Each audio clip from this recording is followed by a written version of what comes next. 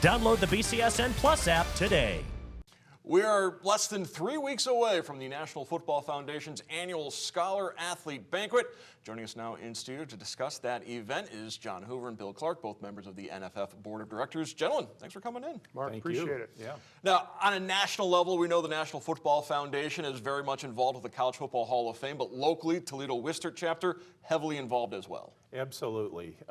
This will be our 64th annual scholarship banquet that we have, and so we're really excited about this year, the event that we have, the speaker that we have, and the class that we're bringing in. Bill, one of the great things about this banquet every year is fantastic speakers. This year, Eddie George, Bowling Green State University head football coach. Yeah, we were real excited. We were talking before the fact this will be almost a year to the day that he was hired as BG's head coach, and our entire board goes, well, we'll have to look for our speaker for next year, and he's been very accommodating. Obviously, he's been very busy his first year trying to get everything in order, but he and his people have been great, so we're really looking forward to having him be our featured speaker.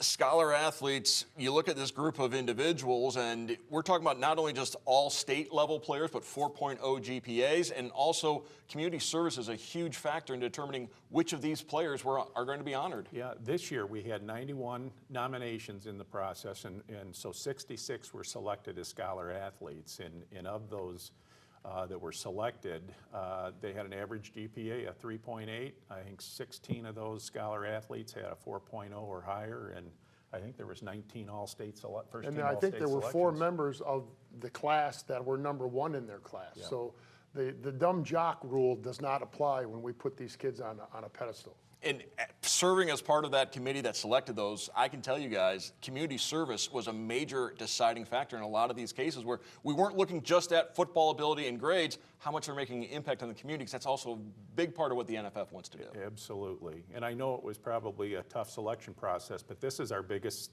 class that's come into the Hall of Fame. Banquet is March 9th at the Glass City Convention Center, downtown Toledo. Bill, it's not just scholar athletes, we're also honoring several other categories. Yeah, we really put high school football on a pedestal that night. We not only do, as you said, the 66 athletes, but we do a Distinguished Service Award. We honor 2 officials, a high school and a collegiate official. We do a Tim Berta Courage Award, a young man who overcame something during this football season.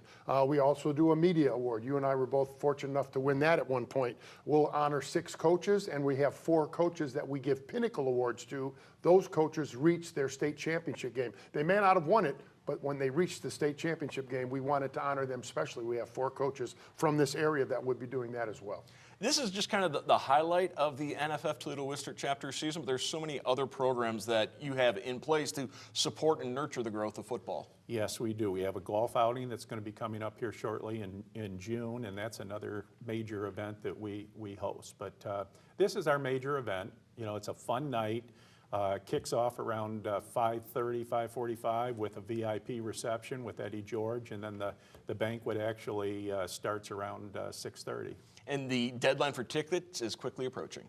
I think it's going to be this Friday. You have to get them in by Friday. We always have a few stragglers, but for our ticket chairman, Mike Hendricks and Reed Lawless, they would really like to cap that off because we have to give information to the Glass City Center as well. And one other thing about the different people, and Mark, you've been involved in this with me, it was our unsung hero of the week. Normally, we gave a plaque out to them when we did the stories during the season, but this year we're bringing them to the banquet and we're honoring them in front of everybody, and we'll have 9 unsung heroes of the week and 1 unsung hero of the year who will get a $1,500 scholarship courtesy of the Maumee Bay Turf Center.